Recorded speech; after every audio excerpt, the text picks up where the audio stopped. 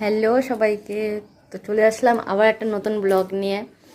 তো ব্লগটা এই কারণে করছি যে আবার আমরা একটা স্বপ্ন পূরণ করতে চলেছি।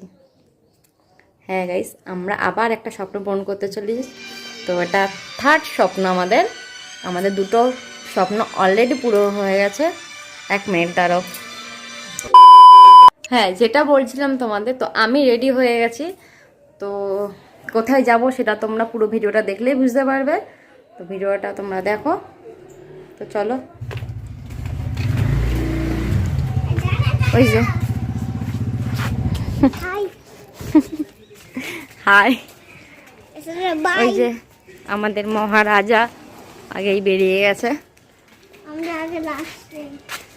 চলো সামনে, পিছনে বস। ওটা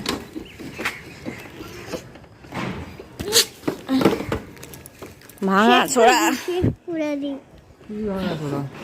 মানুকে বলছে ভেঙে ছুড়ে চলে যাচ্ছে। কি ভাবছি, ফুটবল খেলবি? আচ্ছা, যাই হোক, আমরা একটু এখানে এসে দাঁড়িয়েছি, অনেকটা দূরে চলে এসেছি প্রায়। তো এখানে কি করতে দাঁড়িয়েছি?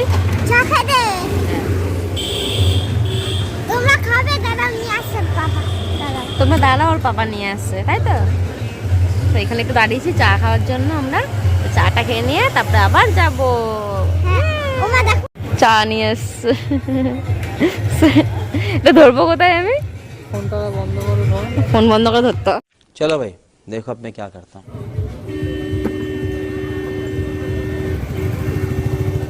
যাচ্ছিটা কোথায়? আমরা যাচ্ছিটা কোথায়? হ্যাঁ, চলেই যাচ্ছি।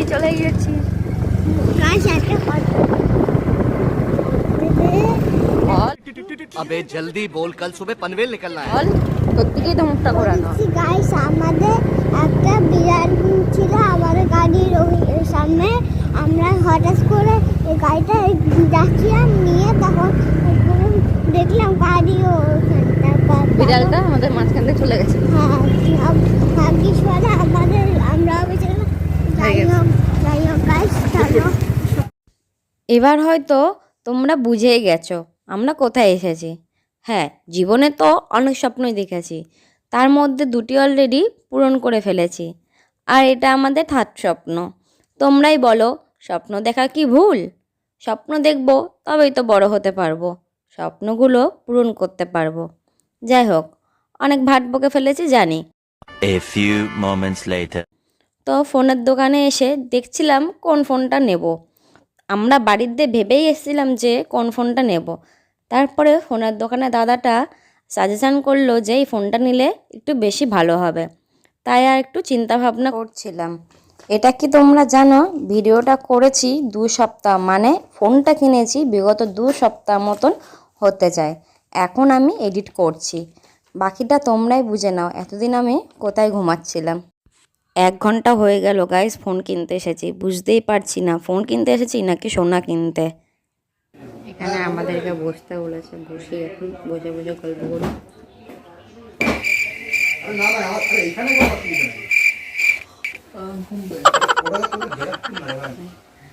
কখন এসছি?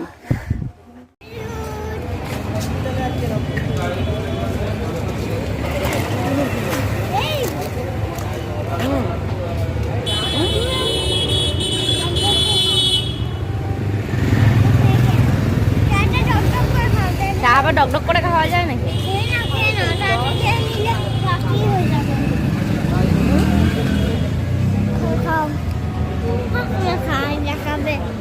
গালে খাওয়া নেয় না।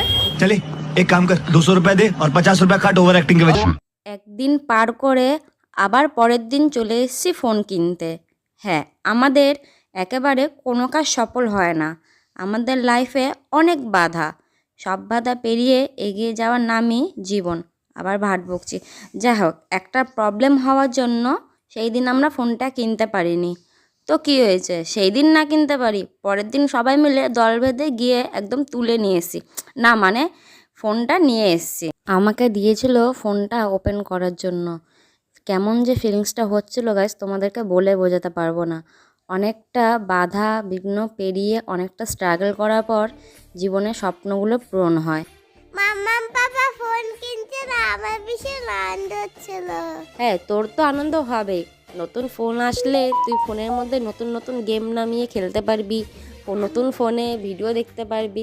জানি সবারই একটা আলাদাই আনন্দ হয়।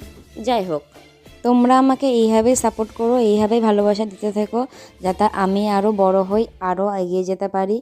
তো আজকের ব্লগটা এতটাই। আমার ব্লগ যদি ভালো লেগে থাকে তো আমার চ্যানেলটা লাইক, কমেন্ট অ্যান্ড সাবস্ক্রাইব করে দিও। আর যদি ফেসবুক থেকে দেখে থাকো তো চ্যানেলটা আমার ফলো করে দিও। বাই।